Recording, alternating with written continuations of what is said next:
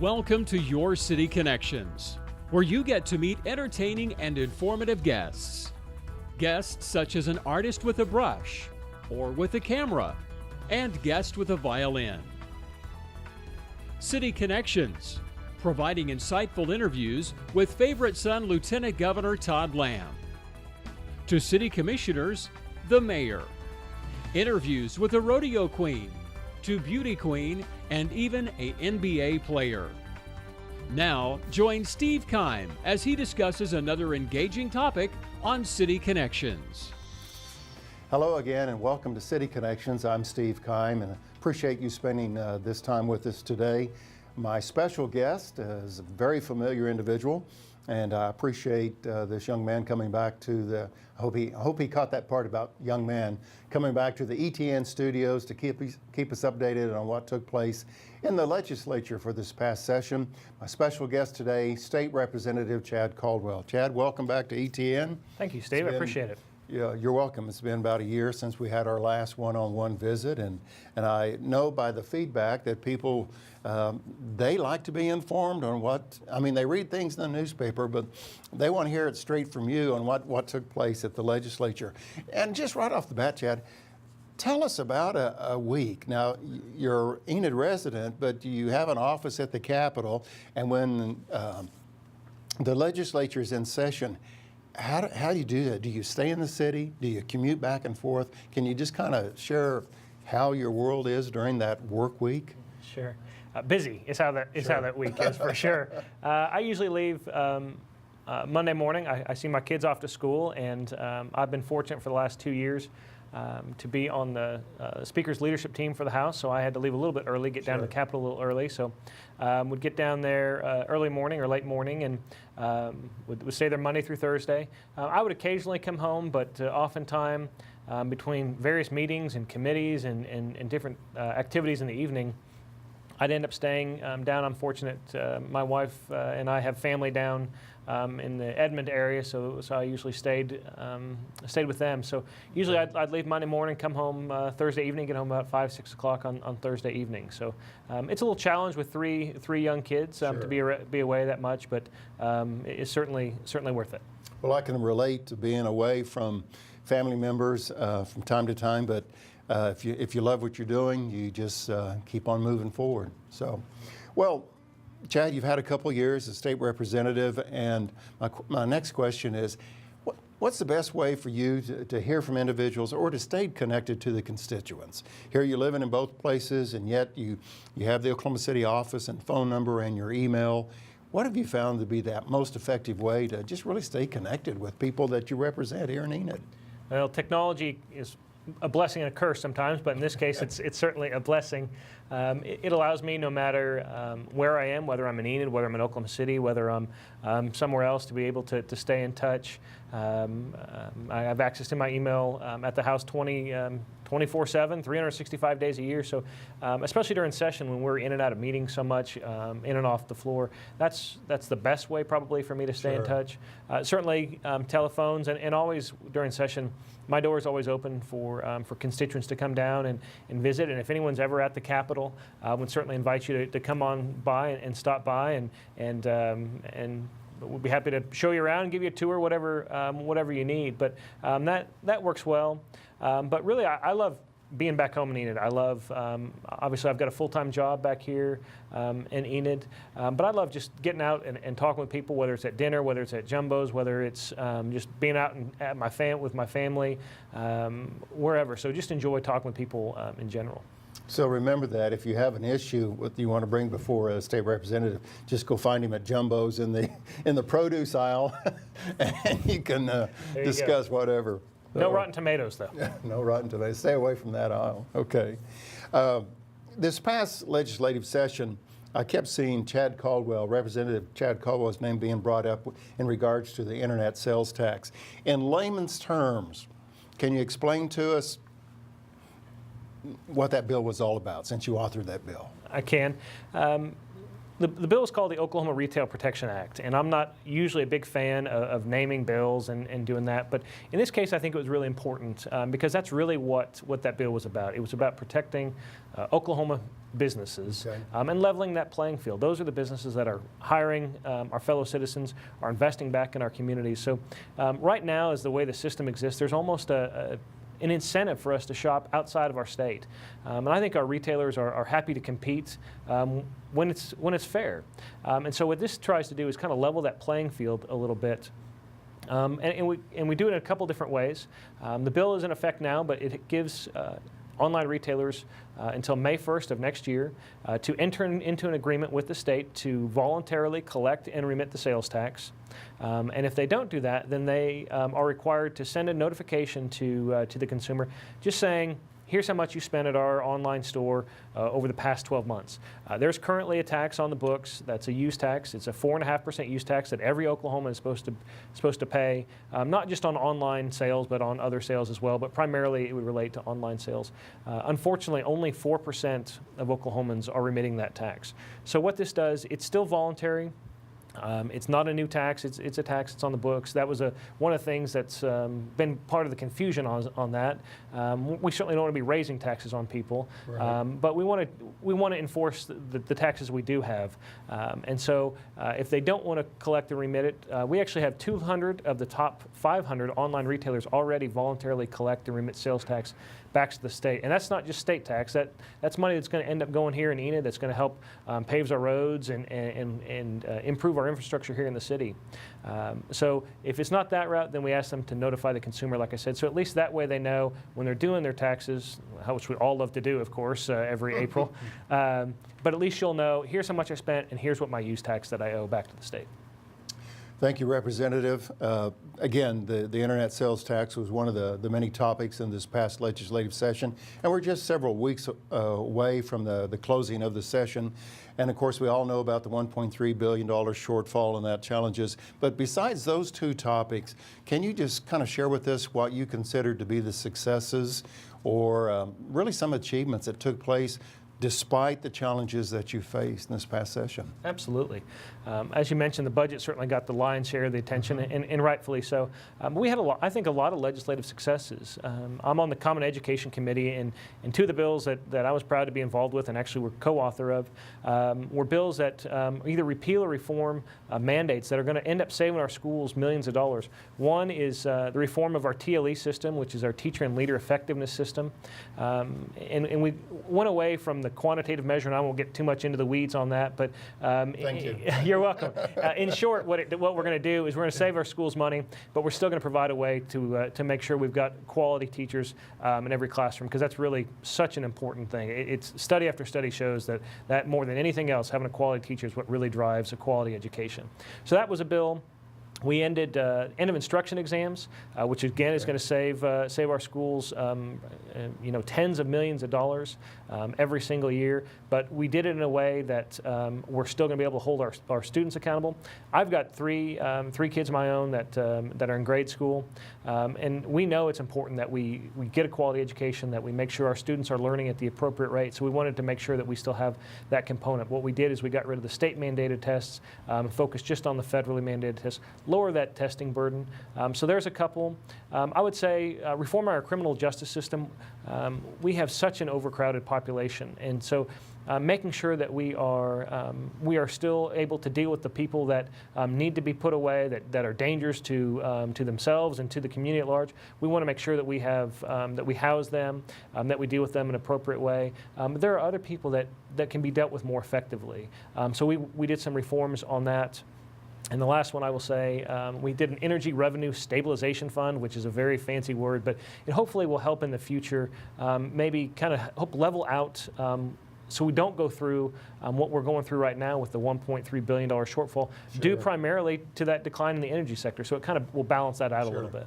Well, we realize life can be a roller coaster, but let's work to kind of, level out some of those peaks and valleys that we experience. Well, Representative Caldwell, you've had a couple years to practice getting your job down to a perfect science, if you will.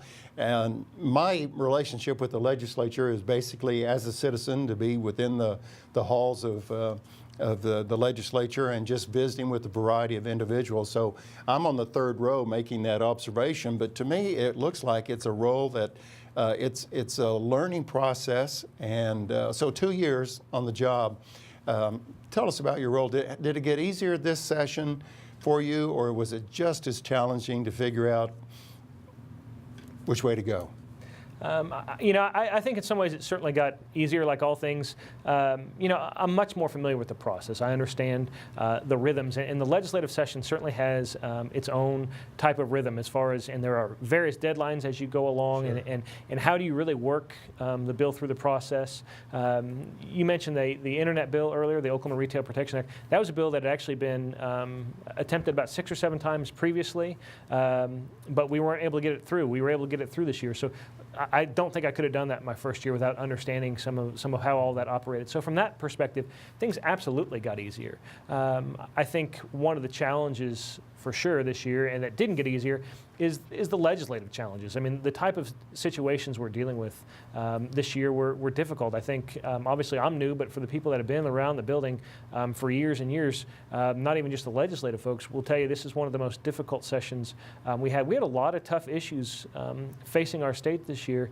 but I'm really proud of the job that we were able to do. We were able to come together and really, I think, put together a pretty good product that will not only deal with our issues today, but hopefully for the years to come as well.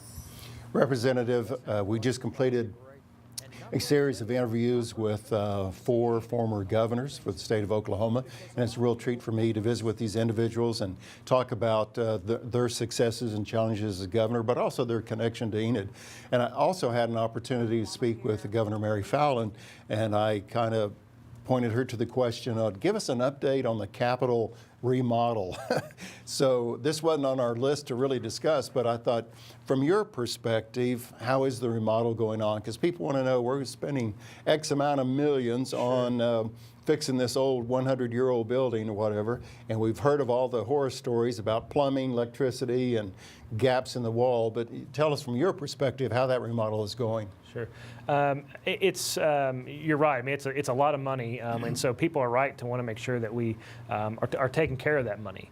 And so, if you, other than if you were out and about, you'd see the scaffolding that would be on the outside of the Capitol or those kind of things. Well, it seems like it's been there for 10 years. It's been there for a while. As we've gone through the process, they would show us pictures of what's behind those walls, and it's to say it's not up to code would be, I think, an understatement for sure. And it's a beautiful building. It's a building that belongs to the people. And just like each of us want to take care of our own house, I think it's important that we take care of the people's house Sure. for the state of Oklahoma. So. We are just now they've been kind of doing a lot of the pre-work, a lot of testing.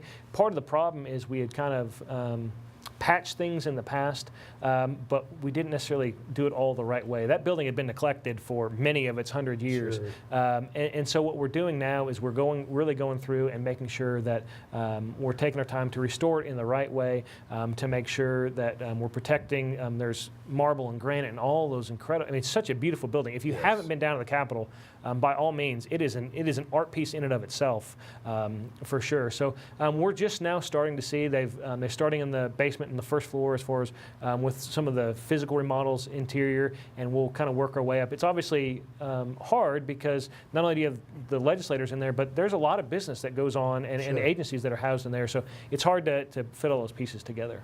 Well, I certainly agree with you that it is. It's a building that we should be proud of. As a kid growing up in Oklahoma, being born and raised in Oklahoma, I always enjoyed the Capitol because of the great artwork that's in there, and you said the marble, the beautiful rotunda and all the colors. It is just a really pretty facility, and we encourage you to go to the Capitol if you haven't for a while. Be mindful of all the scaffolding, and you'll go through security, but it is a great place to take your kids. My special guest today on City Connection, State Representative for District 40, Chad Caldwell, and we'll have more with Chad right after this.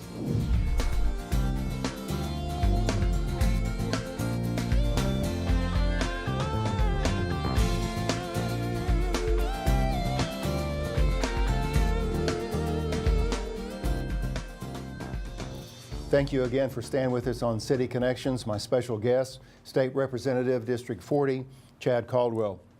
Chad, earlier in the first segment of our interview, you talked a little bit about your role on committees, and you did mention the Common Education Committee. Tell us about your role specifically in Common Education Committee. Well, Common Education Committee, we deal with the policy side of, of K through 12 education. There's a whole separate committee that deals with the financial side, the appropriation side of that. But we deal anything having to do with policies. We dealt with things that would deal with high school athletics, to bullying, the TLE bill I mentioned earlier. I had a couple bills that went through this year that one addressed teacher shortages, for example. So anything having to do with education policy at all for our elementary through high school age and thereabouts. I will tell you, again, for me as a parent, I think education is the most important thing we do as a state. Everything, sure, whether it's healthcare, jobs, whatever it is, it all comes back to education. And that's one of the reasons that I asked to serve on that committee, and the Speaker was fortunate enough to grant that request. But it's the committee that we meet the longest in. Probably out of all the committees at the Capitol, probably the only committee that meets longer is the Appropriations Committee. But it's such an important committee. It also can be sometimes the most contentious committee because I think it is so important. It's probably the only, we may have in some of the other committees a few visitors or a few observers. Common Education, every time the room is full of people. So it's hard. It takes a lot of work. We have, I think this past year, we had 50, 60 House bills that came through that committee. So it's a lot of work. It's a lot of reading, but it's certainly worthwhile. And hopefully, I think we're doing some things that are improving the education for the kids of Oklahoma. Just a few moments ago, you shared the word shortages, and which leads me right into our next question. And everybody is aware of the $1.3 billion shortfall. And personally, people realize that if there's a shortfall in our homes and our income, boy, we got to make adjustments.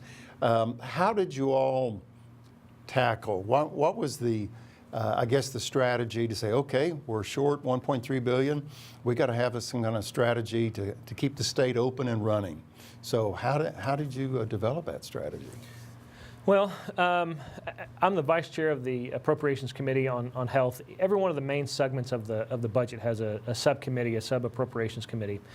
So I started meeting with my committee back in October, and we met all the way through the end of May. And usually we meet 2 to 3 times a week, and that's me as a freshman member who happens to be a vice chair of an Appropriations Committee. So there was a lot of work that went through putting the budget together. Obviously, so it's such an important part, especially when as you mentioned, you've got a $1.3 billion shortfall, and that does present a lot of challenges. But we did, I think, at the end of the day, I think we did what Oklahomans asked us to do, which is balance our budget while protecting the 4 core services of government: public safety, transportation, healthcare, and education.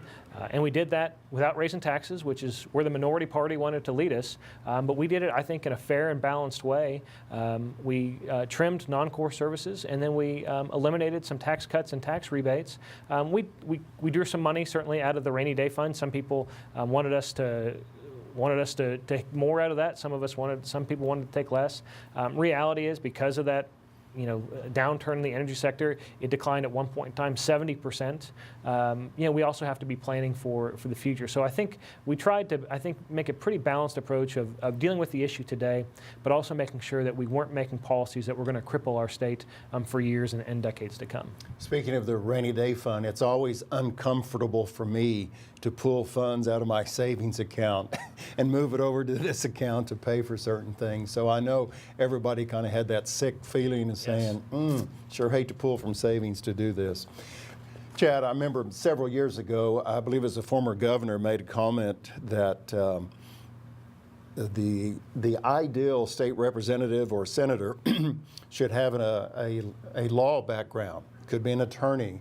And it was kind of a controversial statement, and this was made a long, long time ago, that the ideal representative, senator, again, was an attorney. Mm-hmm. So my question is, not along those lines, but what are the just ideal characteristics? Somebody's watching this interview and Chad, they're saying, I want to aspire to be a senator or a state representative for the state of Oklahoma. What are the key characteristics you must have to be successful in that role? Well, patience, number one? Patience, number one. That's a good start. It's interesting. We do have a lot of lawyers still down at the State House. It's interesting. A lot of people don't know this. The number one profession that we have in the House of Representatives are actually educators. We have more educators in the State House than any other profession. So we've gone away from that lawyer model, I guess, a little bit. But patience is good. I think really being a good listener, I think is certainly important. Hard worker. I think until you get into it, I had no idea how much work it is. It really is a full-time job. The days are long in session, but it doesn't stop just during session. So you got to be a really hard worker.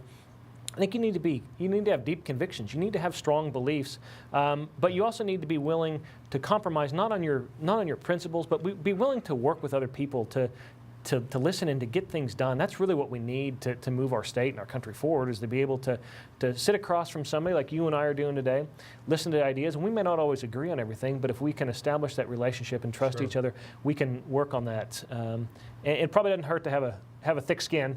If you're doing your job right, you're probably going to make somebody mad some part of the time, if not all the time. So that part probably doesn't hurt either. That thick skin, it kind of reminds me of city government.